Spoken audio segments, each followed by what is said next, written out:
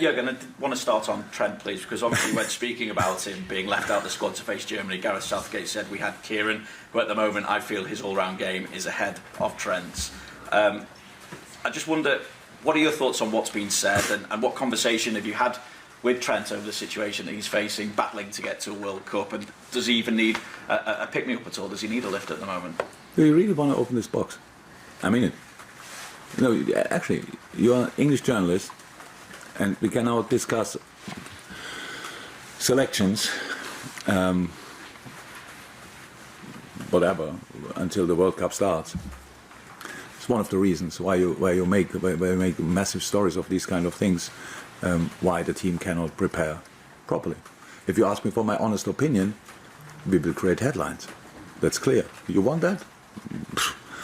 Helps Germany maybe, I'm not sure, but doesn't help England. I don't know why we do that. It's a situation that a manager picks a player or not,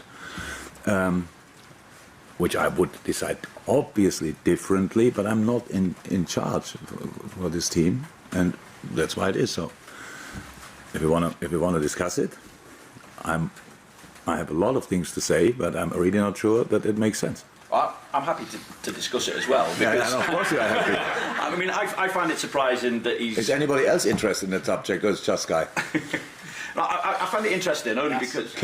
Dom is not here. I'm here. Oh, you are here. Sorry, I was hiding. No.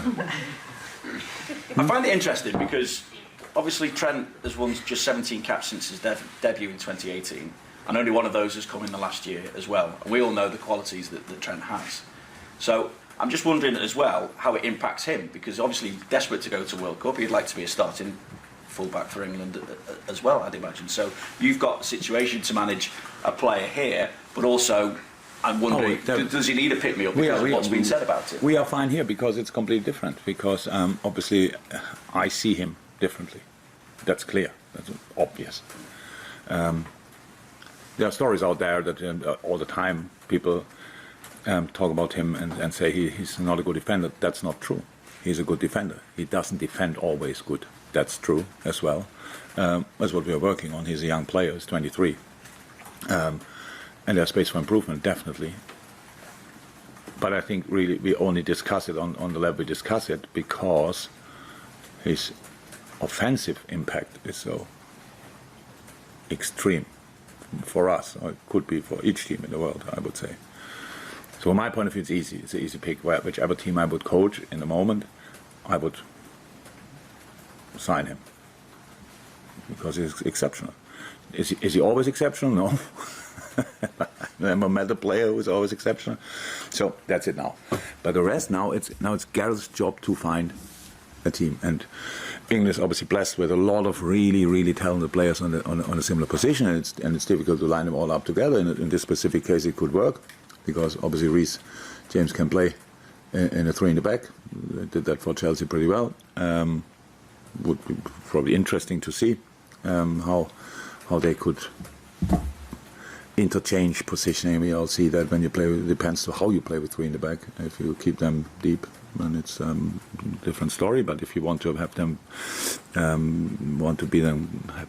being involved in offensive situations, then Reece James, even as a centre back, could be involved in that. All these kind of things, the tactical stuff, not too interesting. But again, it's Gareth's decision, and we made a decision. And again, the only thing I can really say, I see it differently, but that doesn't mean it's right or wrong. I just see him every day, and for Trent now, that's probably the most important. He came back. He came not in, and was in party mood, but he was not. He just accepts the decision of the manager as well, because he understands football pretty well. He's an extremely smart boy, and did everything right. And as a player, you never can do more than offer what you can offer. And then in football, there's one guy who decides if that's enough or not, and that's the manager. And here, more often than not, it's the case that he's picked, and for England, obviously not. Yeah. That's it. I understand. It's clear. For me, he's a world-class player, and not playing then for the country is difficult. But it's only because there are other players who are pretty good as well, and play for world-class teams as well. So that's how it is. And yeah, actually, rather nice problem to have, and better than having no right back. Germany had for a long time no right back. That's Philipp Lahm played it all the time, and we had this kind of discussion. But here we have 4, and for sure there are some others out there, younger ones, already waiting. That's it. And it's a difficult one for a manager of a national team. I think some players don't play in their clubs,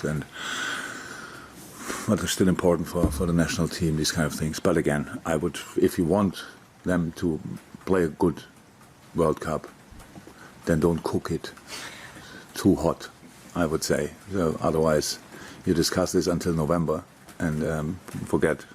And don't let them work properly. They obviously, I think you could see a little bit that England is slightly under pressure because they don't play to their full quality in this moment.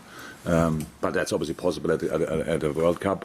So if you want to have that, good stories with negative headlines, work on it. If you want to be a bit more supportive, work on it. Let them do the job and criticize afterwards. So how are you looking squad-wise? Because obviously we saw Konate, Ramsey and Kelleher all train yesterday. Are they fit to play this weekend? How else are you looking fitness-wise as well? We didn't see Nunez, Diaz, Jota or Robertson training yesterday. Also Naby and Curtis. What's the latest with regards to that? Okay, you have to help me a little bit. So some are still out doing rehab. That's Robbo, that's Curtis, that's Oxlade, that's Naby. If I'm 100%, yeah, definitely these 4. Nunez, Diaz and Jota. Yeah, they came back from international. How it always is, long flight. So Louis only landed yesterday morning, so I didn't see him yet. I heard he's good, but see him only later now. Darwin, yeah, precaution after intense travel and games. Same for Diogo. That's it, I think. Calvin is not ready to play, but over the moon that he can train now, it's fine, it's really good. So he just needs now training, and there will be a moment when he probably will play U23s that he can get a game because we play now all the time. But that's fine. Queef, I think, will play this weekend U23s that he can have a game. It's obviously not his season yet. He's quite injured for a long time, but looks good in training. It's completely fine. And Ibu needs training as well. So yes, back for the weekend. Depends to training today, but he's back and that's good. And you've had no Premier League game for almost a month now. You have had obviously 2 Champions League games in between that. I just wonder though, that lack of Premier League games, is it problematic or is it beneficial to you, especially when you take into account as well that Brighton haven't played at all in 4 weeks now? Okay, that's two different questions, obviously, 2 different subjects. For us, I would have loved to play the Premier League games, but it was not possible. And the issue we have with that is just I have no clue where they put it in. But that's not a problem for now. But we will see how we deal with that. Probably, yeah, next year.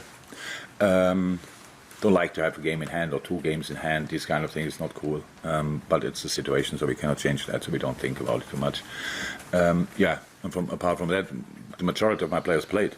So we didn't play, that's true, but they played, most of them. The Brazilians not so much, but at least up a little bit. So that's fine, that should be fine. But of course, for us, we never are out looking for excuses, and this is for sure not a moment where we think about that. We have to show consistency. Thank God the last game we played against Ajax was a good game. We showed the right reaction. We showed the right intensity. We left, if you want, pretty much in a rather positive mood. Imagine our last game would have been Napoli. Wow, that would have been a great international break. Not able to talk to the boys.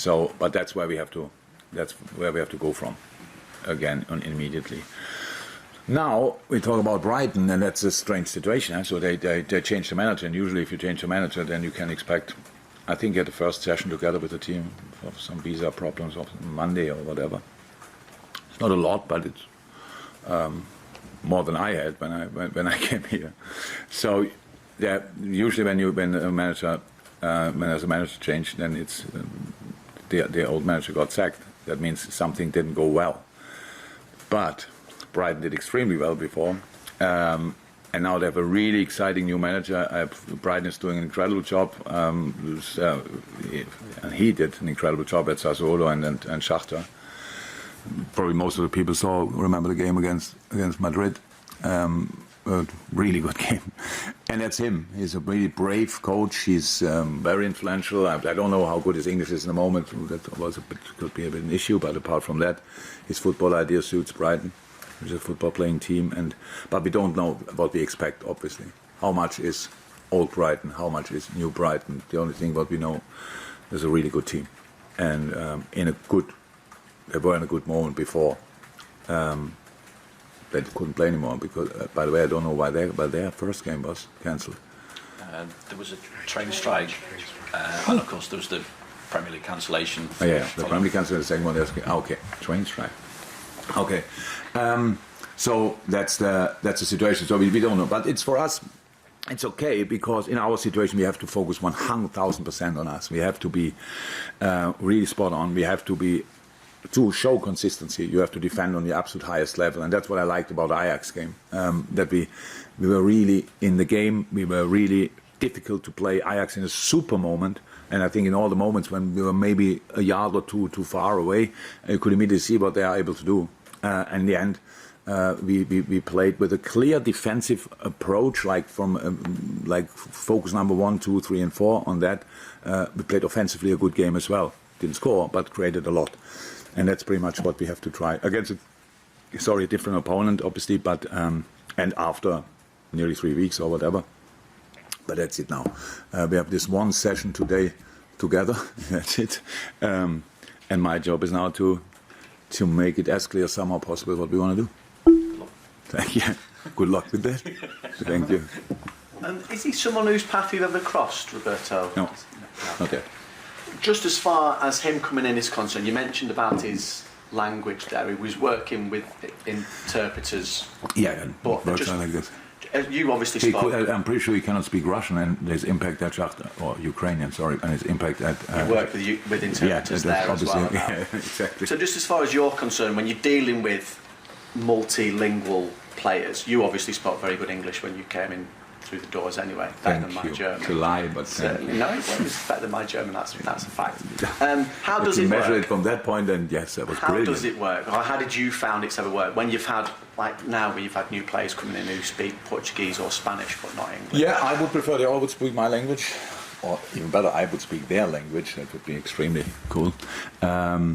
Yes, I would absolutely prefer it, but it's not possible. So in our case now with Spanish we have, and Portuguese we have plenty of dolmetschers, interpreters with my coaching stuff and players as well. So whatever we do on the pitch, it's either Fabio Carvalho who translates, obviously Fabinho, Bobby or Thiago very often, or the two, Pep and Vitor. So that's fine. I think there you lose not a lot when you translate, but translating is a difficult thing to do. That you cannot get the emotion, all these kind of things. So I sometimes really feel for them. I'm pretty animated and speak quickly in meetings, and when they are longer. And we had longer meetings before the Ajax game, especially. And you think they didn't get a word for 45 minutes. They only can read from my face, and that's not too comfortable. But that's why we are really behind it, that the boys learn as quick as possible English. And in terms of when you drop in from one league into another league, does the fact that the Premier League is so global now, pretty much every single country in the world shows pretty much every single match that you could possibly, does that mean there's a better understanding maybe now for managers that come into that it might not take them as long to get up to speed? How? I think you overestimate that a little bit. So yes, a difficult league and stuff like that, but at the end it's football.